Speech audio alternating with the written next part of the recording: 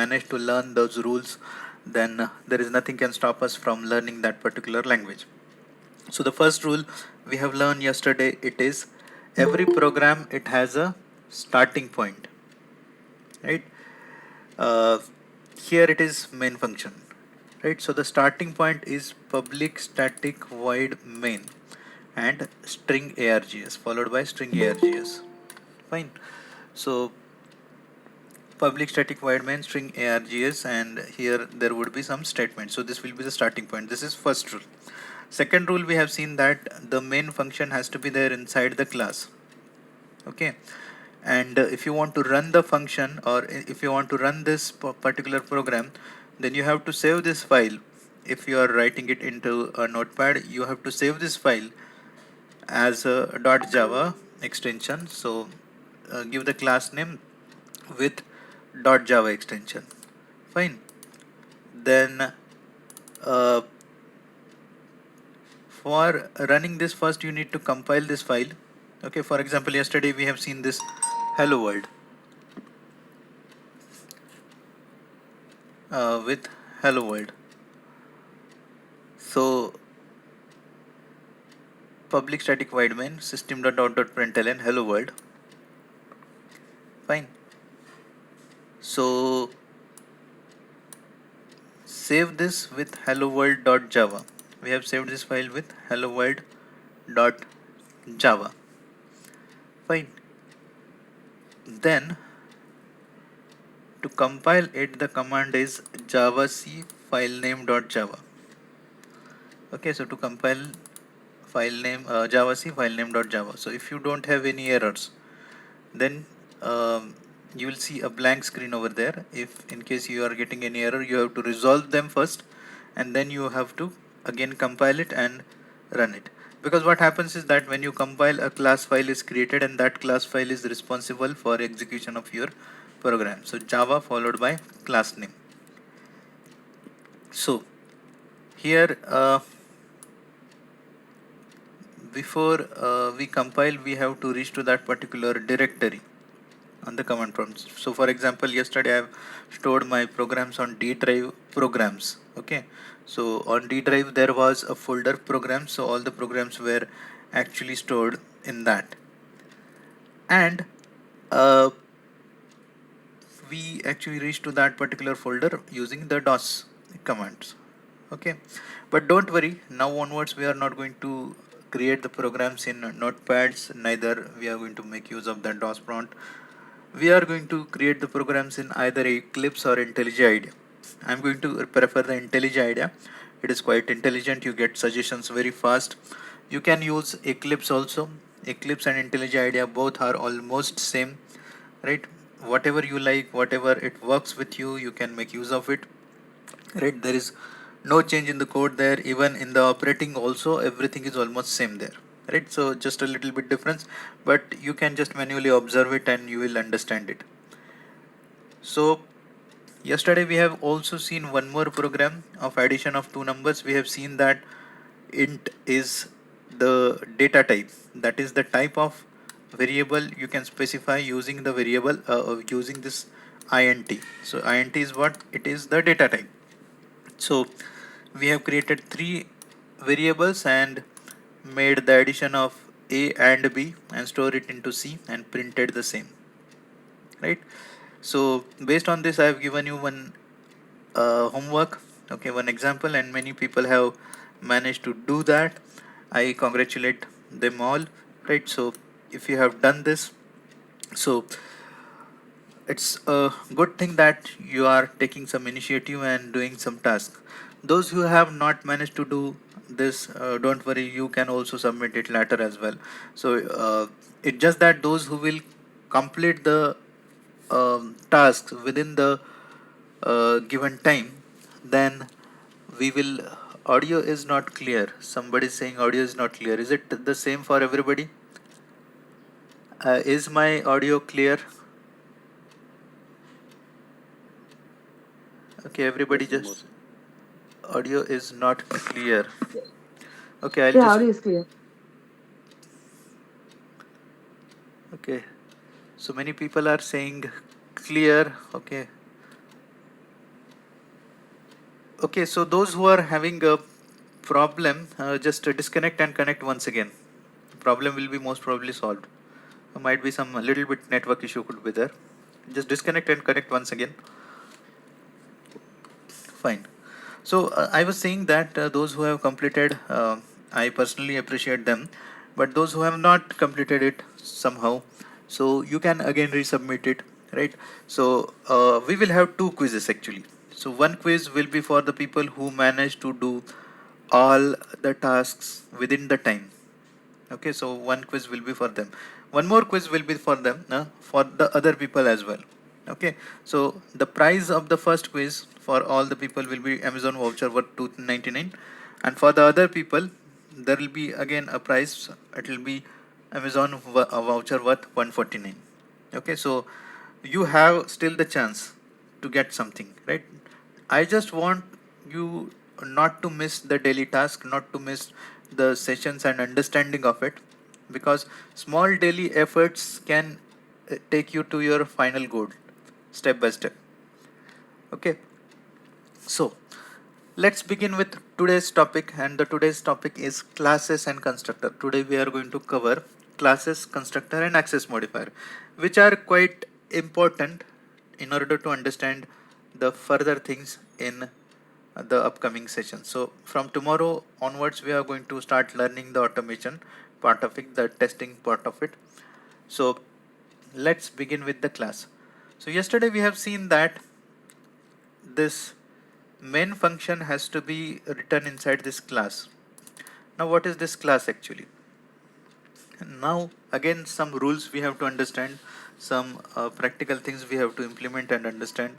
So class is the collection of data members and member functions. Okay, what do you mean by data members? Data members means your variables. Okay, so the variable can be of integer type, double type, character type, or string type. So you can have different types of variables, right? And those will be the data members, means members of the class. It is a collection of data members and member functions. So what is a member function? So member function is this. This is also known as method.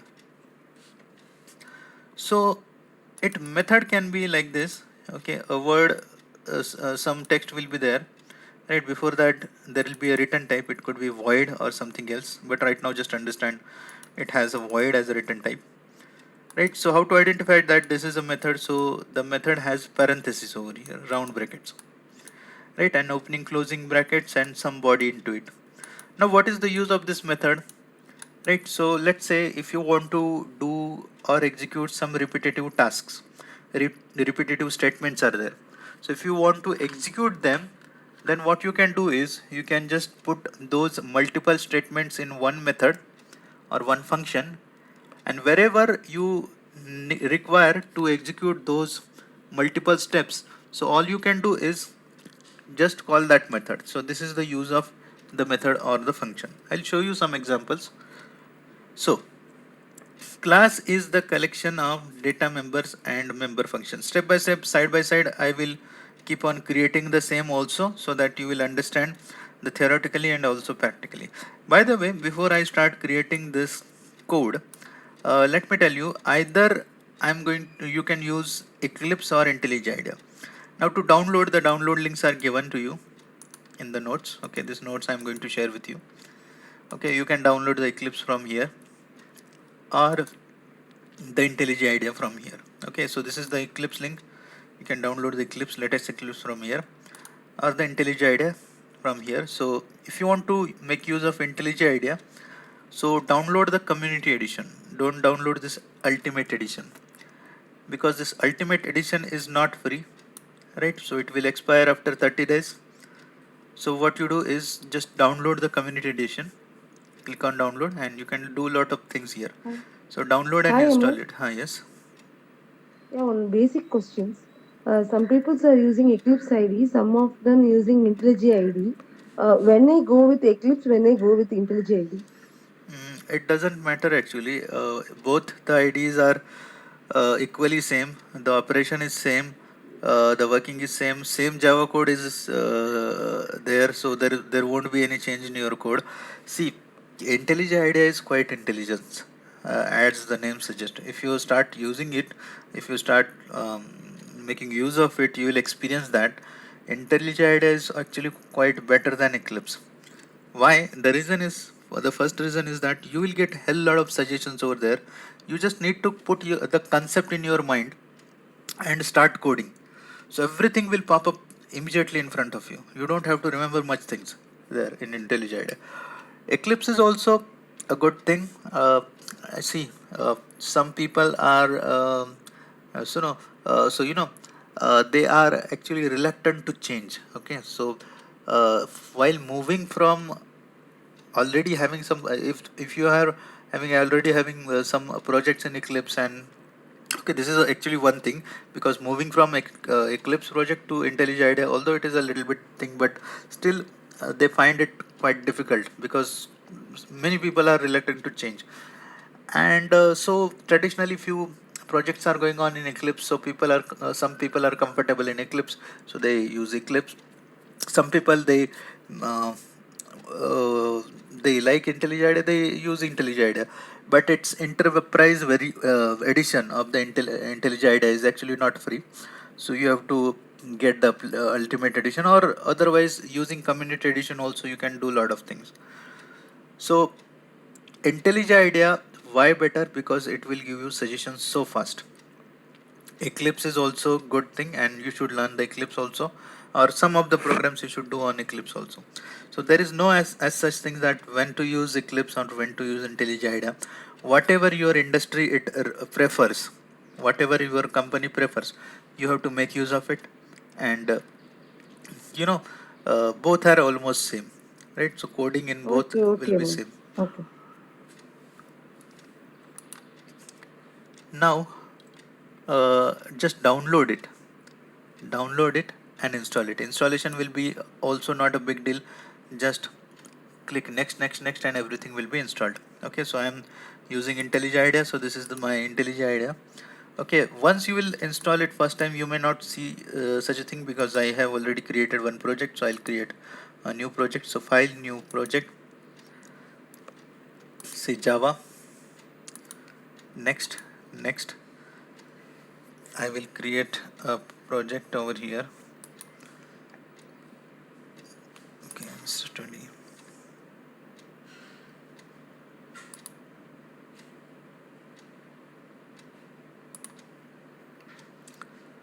Project name I'll give as workshop, October 21, Java. Okay, so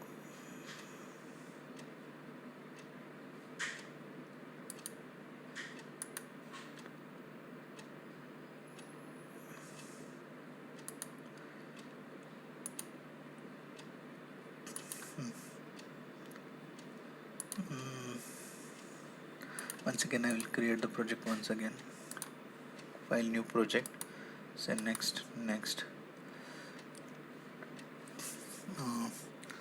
Workshop October 21, Java. Say finish. Okay, this is better. So the project is created. This is the project. This is SRC. You can right click on SRC and see new Java class, and here you can just create the Java class. So let's say hello world I'm creating. Okay, so I'll just demonstrate you how it works. So here you will have to write public static void main. So public static void main and system.out.println. Shortcuts are also quite you know very short, and you can easily get the code. So let's say hello world. How to run this? So you have to simply say right click and say run. You will see the output in the bottom, hello world, like this. Okay, otherwise you can just create the another program also. So let's say addition. So addition, say public static void main integer a, integer b, integer c, c is equal to a plus b, system.out.println addition is equal to plus c, right click and run. Okay, a and b are not initialized, so let's have some value to it. So a is equal to 10, b is equal to 90, so a plus b will be 100. Okay, so addition is 100. So this is how this will work, the IntelliJ IDEA. Or even in Eclipse you have the same options. You will get the SRC and you will have to right click and say new Java class and create a class, and right click and run option will be there.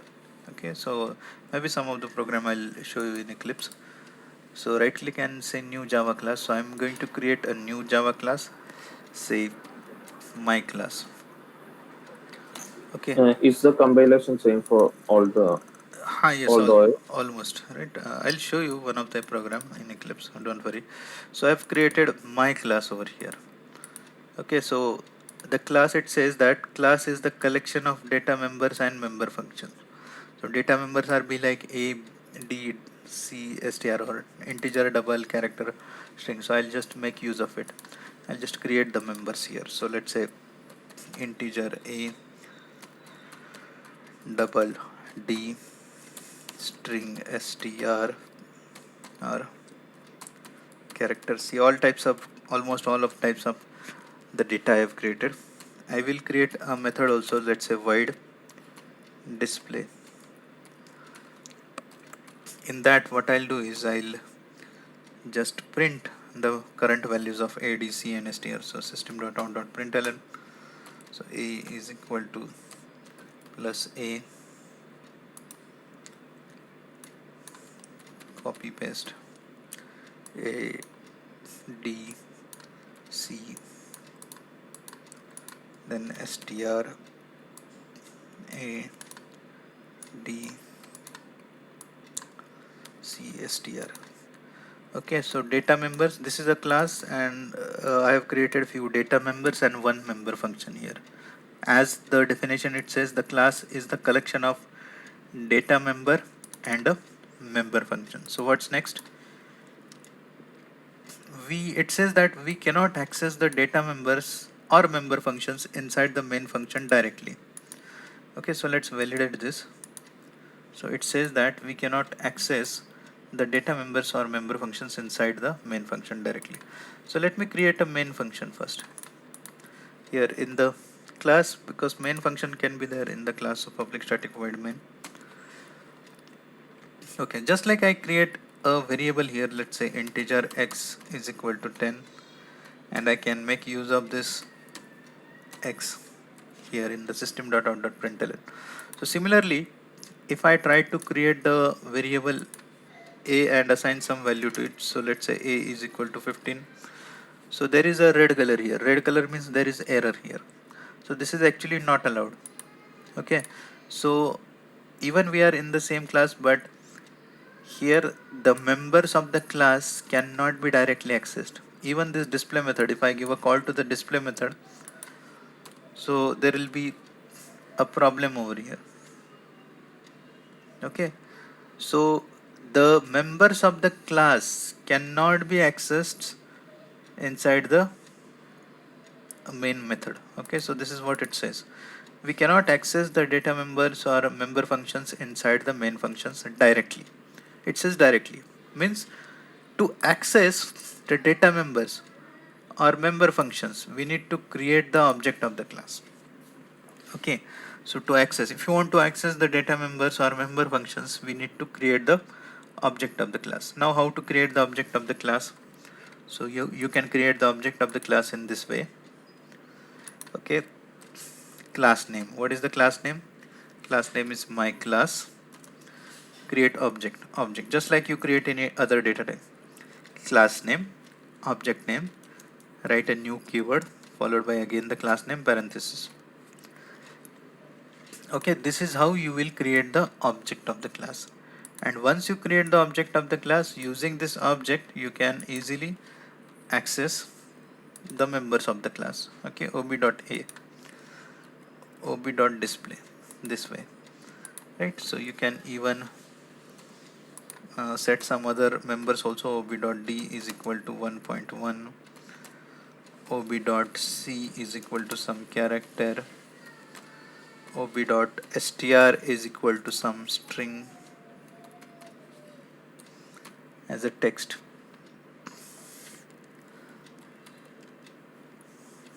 Okay, fine. So this is how you can access the members of the class in the main function. So up to this, are you all with me? Type yes if you are clear up to this. Class contains data members and member functions.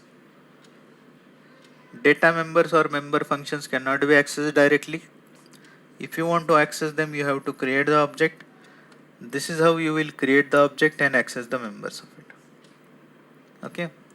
Now, my next point is, object is the instance of a class.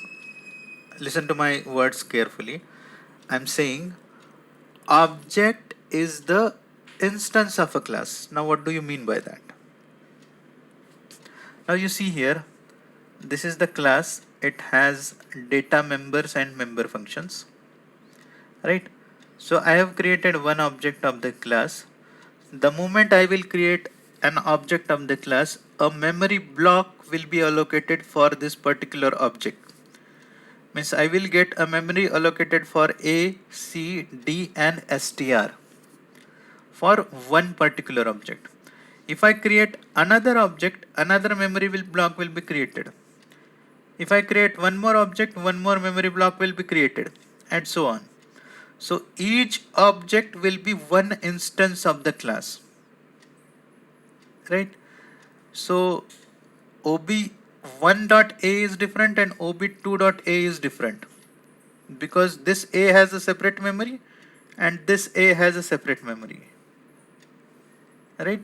So you can create as many objects as you can, and each object will create a separate memory for each individual data members of it, and hence it is called as, the object is called as instance of a class. One object, one instance. Getting this? So let me just show you. If I create another object, so let's say one object is this. Okay, ob.display means all the members associated with the object ob, those will be displayed here. So if I create another object, so let's say ob1, everywhere I'll write here ob1, ob1, ob1, ob1, ob1 dot display. So I'll just change the values here. So 6 to D Raj. Okay, so you will see both the objects are different and differently printed over here. Okay, so this is the first object values, these are the second object values. Object is the instance of a class. So each object, when you create, we get a separate memory allocated for that particular object and the individual members of the class. Okay, one more thing is that inside the member functions of the class, the data members can be accessed directly. No need to create the object. Here you see in display method ADCSTR. Okay, so these are the members of the class, and displays also the members, the method or member function. So here inside the member functions you can call or make use of the data members directly. Okay, no need to call the create the object to call them. Okay. Hi Amol, I have one very basic question. In my class, if I have 7 member function means using one instance, I can access all the members, right? All the member function, right? Right. So when it's required to create the separate instance, more than one instance, Yes, many times, because you see here, one object it represent complete different things, right? This another object it represent different things, right? So whenever you will, uh, let me just give you some example, okay? Mm, in real time, uh, in real time Selenium. Mm, okay, just remind me after the class of this. Okay, I'll just remind till Sure, one sure. example. Okay, Okay. fine. What is the difference between instance variable and local variable? So a very straightforward thing is that. So here you see this is the instance this is the local variable, and object is the instance variable. Okay, so OB, the number of object you will create, so it will have a separate memory, right? So that will be an instance variable, and this is the local variable here. Now, uh, now that we have done this, let me create one more class here and just observe carefully. So this is class 2. Okay, so this is another class, so almost everything is same here. Now just look at this. I am creating one object of it. I'm just creating an object of it and not assigning the values to it. Not assigning a values to it. So what do you think? What it will print? Yes, please type into chat. What it will print if I don't assign any values to the object?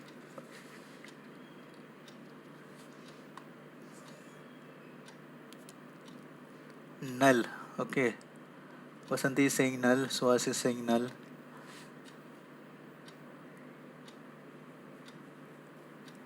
Null means nothing. Yes, any other answer? What it will print if I don't assign any value? Null pointer exception. Okay. Exception. Address. Okay. Address, I got one answer as address. Okay, ideally what happens is that whenever you create a variable, you get a memory allocated to it, right? So we have seen that. So whatever the memory is been created, so initially it has some garbage value into it, ideally. So we know that whenever I create an object, a separate memory got created for each and every members. So ideally, whenever the memory block is created, so ideally it should be a garbage into it. So let me run this. Just see what is happening here. So I am getting 0, 0.0, blank. This is the blank symbol, and null.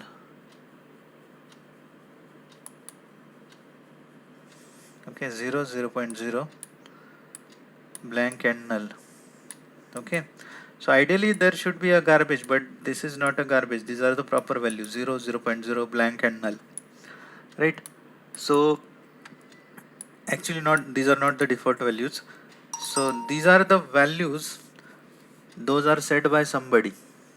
Okay, someone came and cleaned up my garbage. Okay, now the question is that who came and cleaned up the garbage? Okay, and the answer is the constructor. Okay, so the constructor, it is used to initialize the object, means set some initial values. So it has the same name as that of a class name, and it is a method with no return type. Okay, like a void we have a return type. So ideally if you just see, this is your class. Okay, so in this class there should be a method as per the definition of the constructor. So constructor definition says that, so it is a method with the same name as that of a class name. So my class 2, it is a method with no return type, means don't even write void over here, right? And it has some body here. So this kind of method is there, and this method actually sets the initial value. So do you see any method written inside this class like this? Yes or no? Is there any method you see here? No, of course not. So this kind of method is not written over there. So whenever a constructor is not written in a class, okay, whenever a constructor is not written in a class, a default constructor is invoked. Then a default constructor is invoked and it initializes the object. Okay, so one type of constructor we have seen, the constructor is not written itself, right? So the default constructor is been called and it initializes the object. And now what I'm doing is I'll just write this constructor explicitly, and I will keep this empty, no body to it, and right click and run. Still the result is same. Okay, so when you write a constructor with no body inside it, it does the same effect as that of the default constructor, and it is called as empty constructor. Okay, and when you write some initialization here, so let's say some initial value I'll set to a, so let's say a is equal to 20, so d is equal to 1.1, and str is equal to, let's say, a b c d, then c is equal to some character, and as soon as you will create the object, so while creating the object will be initialized with these values, and when you will print this time you will get the values, those are there inside the constructor, right? So constructor is used to initialize the object. It has same name as that of a class name. It is a method with no return type. Return type means just like this void, we don't have void over here. Okay, so this is about the constructor. Fine. So is this clear Then to you? everything we can use constructor only, right? It is easy, right? Sometimes if you want the object to be initialized as soon as the object creates itself, so that time the constructor is being used. Later on, if you want to make changes in the values, you can. Okay, so assign the values here. So those values will be updated apart from the constructor. Okay, fine. More an open question. In my class, I have created the instance without creating any constructor. By default, some constructor is created or not? Repeat the question once again. In my class, I have the instance for accessing my data members. I don't have any constructor. Means instance means I just did not like this. You have created the object. Instance means you have created the object. Object reference. Using the object, I have access my data members. In this point, default constructor is created or not? Of course. As I said, if the constructor is not written, default constructor is invoked. Constructor is always there. Right? Even if I not created also, default constructor is? Exactly, because Okay. earlier we have seen this example. Earlier this was not there, but still the constructor it invoked and it initialized the object. Fine. Okay. Okay. So yes, everybody please respond. Have you understood this constructor concept? Yes. Okay. Why do we need? Still I have the open questions. In my instance also able to access the data members, right? Then what is the purpose of constructor here, Amol? Initialize the Using my object. instance? So to set some initial values. If you want to set some default initial values, you can set it. That's Okay. it. Okay, so if you have any more questions, please ask after 10 to 15 minutes. We will be about to close the session then. Let me just finish one simple topic there. I'll answer all of your questions. Don't worry. If you have a lot of questions, I don't have any problem there. Just let me finish the content, because if I keep on answering the question in the session itself, because then I will have to reduce the content of the session. So let me first finish the content, then I will address each and every question. If you have if you have still not having any question, just think of the questions and just raise it when I finish this. Okay, so next thing is access modifier. So do you know any access modifier? Please type into chat if you know any access modifier.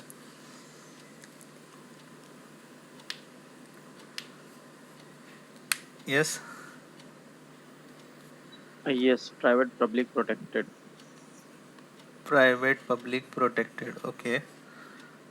Private, public, protected. There is one more that is default here.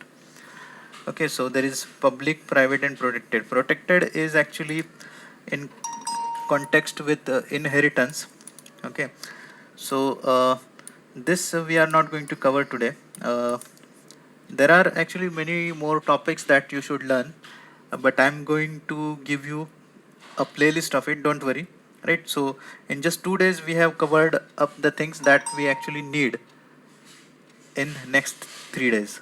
Okay, there are some few more Java concepts as well. Apart from this, we have learned. So I'm going to share one a playlist with you, right? So you can just go through it, and there are around 20 videos of Java.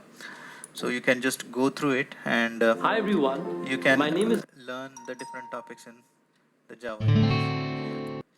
Okay, so let's just finish these three topics, that is public, private, and default. Okay, so these access modifier, they actually define the scope of your data member or a member function. Now to understand this quite practically, we will do one activity. Okay, so what I'll do is I will create the one of the package over here. Okay, some packages means like a folder. Okay, so in src I will say right click and say new package. I'll call this as a pack1 and say pack2. Okay, pack1 and pack2. So here what we will do is we will create one class. I'll call this as a java1. Okay, so in java1 I'll just maintain the same things that we earlier have.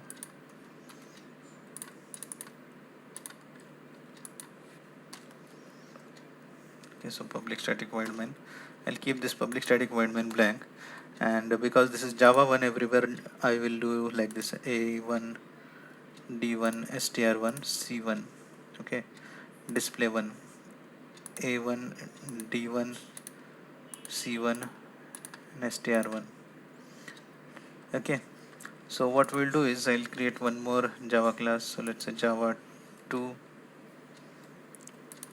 Okay, so in java2 I'll name the members like a2 d2 str2 and c2.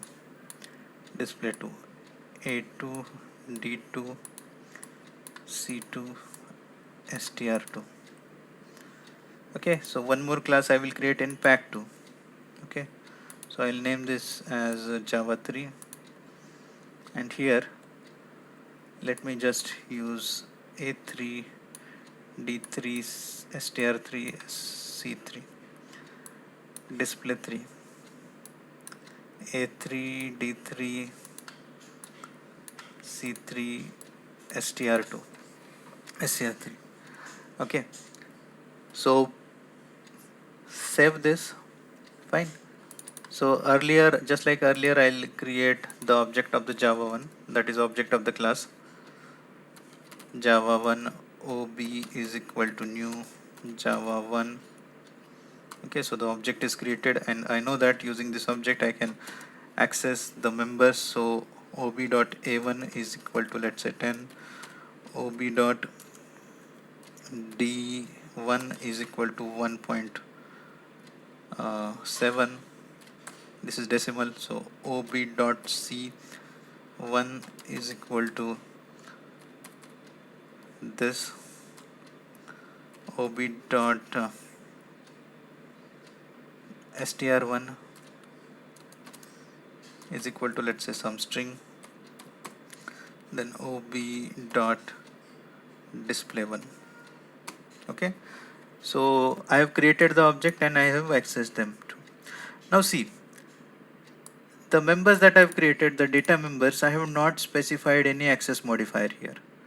So when you don't have any access modifier, so those are actually default members. Okay, and default members can be accessed in the same class, right? If I try to access them in another class, so let's say in Java 2, which is there in the same package, there also I don't have any problem in accessing. But if I try accessing the members of the class, which is the Java 1 object and its member outside the package. Okay, so I'm trying to access it into Java 3. Okay, so Java 3 is there in outside the package. So here you see everywhere there is a red color. So it means that this is not accessible. So it says that A1 is not public, so cannot be accessed from outside the package. So it means that, so make some point. So when you don't specify the access modifier, then it is a default access modifier, and default members can be accessed in the same class, another class in the same package, and they cannot be accessed in the another class in another package. Okay, so this is about the default members. So when you don't specify the access modifier, then it is a default access modifier, and default members can be accessed in the same class, another class in the same package, but they cannot be accessed in another class in another package. Is this clear? Yes. Yes.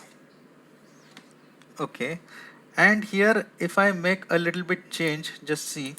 So let's say this A1, if I make it public, so public member A1 is accessible in the same class, another class in the same package, and also another class, another package also. You see here the error is gone. So what does it means? Public members can be accessed in the same class, in another class in the same package, in another class in another package too. Okay, and lastly the private members can be accessed in the same class only. Okay, so let me just make any member private. So let's say this string private. So if this string is private, then it can be accessed in, okay, not here, so in Java 1. Okay, so in Java 1 this string I'll make it private. So if this string is private, so it can be accessed in the same class, but it cannot be accessed in another class. Even Java 2 we cannot access, and in Java 3 also we cannot access. Okay, private members are accessible in the same class only. Okay, private members can be accessed in the same class. Okay, so these are three basic access modifiers we have. Now to understand the protected, you have to understand the inheritance, and for that I have given you some videos. Okay, so yes, up to this, is it clear? Public, private and default. Yes.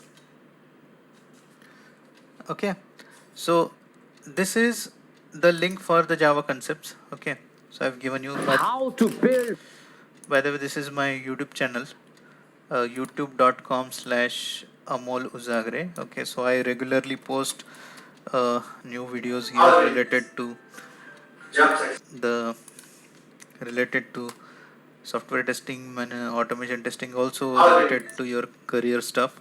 Okay, these are some topics I made recently video on, right? So every week I do post some videos, so I'm giving you this link, so do subscribe to this channel, right, so that you will get regular updates. You will be in touch with me. Also I'm giving the YouTube channel link in the notes. Fine, so do subscribe to it and you will stay updated for the recent content and updated content. Fine, so make use of this Java concept. So by the way, before we close, let me tell you, from tomorrow we are going to start the automation testing. Okay, we are going to start learning the Selenium, right? So there some of your basic knowledge of manual testing will be also required, not much, but at least how do we develop the scenario, right? So that should be in our mind. Fine. And believe me, that is so easy. Automation, doing the automation is so easy. There are so many ready-made methods we already have in Selenium. So we will make use of